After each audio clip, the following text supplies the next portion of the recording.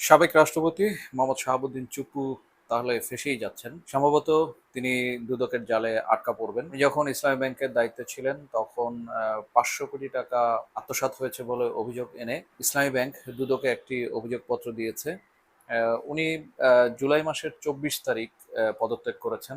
এই অভিযোগটি দায়ের করা হয়েছে ২৯শে জুলাই। তার মানে উনার পদত্যাগের জাস্ট মাত্র ৫ দিন পরই আসলে এই অভিযোগটি দায়ের করা হয়েছে।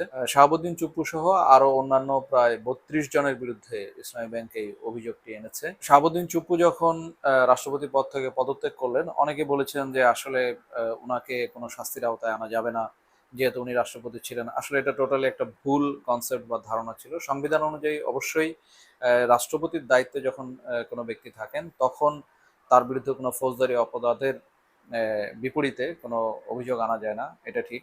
কিন্তু উনি যখন পদে থাকেন না, তখন উনি পদে থাকা অবস্থায় যদি কোনো ধরনের ফৌজদারি অপরাধ করে থাকেন, তাহলে তার বিপরীতে অবশ্যই তাকে শাস্তির আওতায় আনা যায়। ইসলাম ব্যাংক দখল করে নেওয়া হয়। এরপরে আসলে উনি ইসলাম ব্যাংকে পরিচালনা পর্ষদের দায়িত্ব নিয়েছিলেন। এরপর রাষ্ট্রপতি হওয়ার আগ পর্যন্ত উনি এই পর্ষদের দায়িত্বে ছিলেন এবং সেখানে তিনি ভাইস চেয়ারম্যানের দায়িত্ব পালন করেছিলেন। ওনার সময়ে ইসলামী ব্যাংকে ব্যাপক ধরনের অনিয়ম দুর্নীতি হয়েছে এবং ইসলামী ব্যাংক বাংলাদেশের অন্যতম শক্তিশালী একটা ব্যাংক থেকে দুর্বল একটি ব্যাংকে পরিণত হয়েছে এবং এই ব্যাংকের থেকে প্রায় ৮০,০০০ কোটি টাকার বেশি ঋণের নামে জালিয়াতি করে বের করে নিয়ে যাওয়া হয়েছে।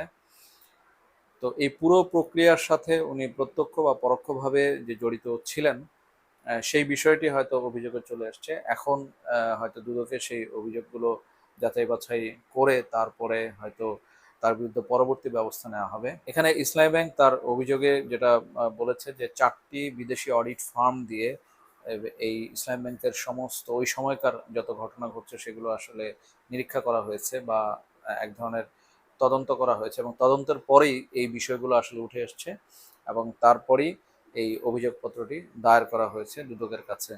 সবচেয়ে মজার বিষয় হচ্ছে এই শাহাবুদ্দিন চুপ্পু কিন্তু একসময় দুদকের কমিশনারের দায়িত্ব পালন করেছিলেন, যখন বাংলাদেশের পদ্মা সেতুতে মানে পদ্মা সেতু প্রকল্পে দুর্নীতির অভিযোগ নিয়ে বিশ্বব্যাংক যখন তদন্ত করছিল ওই সময়টায়, তখন আমরা সাংবাদিক হিসেবে দুদকে প্রায় যেতাম।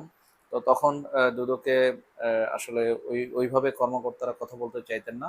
তবে চুপ্পু সাহেবের কাছে গেলে উনি গণমাধ্যমে এই ইস্যুতে কথা বলতেন। উনি এখন রাষ্ট্রপতির পদ থেকে পদত্যাগ করার পর এখনো তিনি রাষ্ট্রীয় প্রোটোকলেই আছেন। গুলশানে তার বাসায় তিনি অবস্থান করছেন। তো আমরা জানি না আসলে এই দুদকের যে অভিযোগটা দায়ের করা হয়েছে দুদকে, সেই অভিযোগ পরবর্তীতে কতদিনে তদন্ত হবে বা কতদিনে তদন্ত শেষ হয়ে আসলে এই অভিযোগের সত্যতা সম্পর্কে দুদক কি বলবে, এটা এখনো আমাদের কাছে জানা নেই।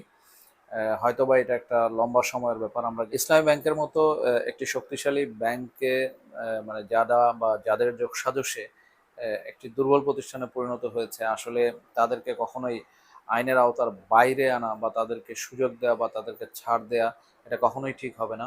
তাহলে বাংলাদেশের আর্থিক খাত আসলে শক্ত ভিত্তির উপর দাঁড়াতে পারবে না। এখন পর্যন্ত অন্যান্য ব্যাংকে যে সমস্ত ঋণ খেলাপি আছে বা যারা ব্যাংক থেকে অর্থ আত্মসাৎ করে নিয়ে গেছে, তাদের বিরুদ্ধে কিন্তু শক্ত এই ধরনের কোনো ব্যবস্থা এখনো পর্যন্ত দেখা যাচ্ছে না। এরকম একটা দৃষ্টান্তমূলক কিছু একটা হবে বাংলাদেশে, আমরা সেই প্রত্যাশাই করছি। তো এতক্ষণ ধৈর্য ধরে আমার কথাগুলো শোনার জন্য আপনাদের অসংখ্য ধন্যবাদ। যদি আমার কথাগুলো ভালো লেগে থাকে তাহলে আমার চ্যানেলটি সাবস্ক্রাইব করার অনুরোধ থাকছে।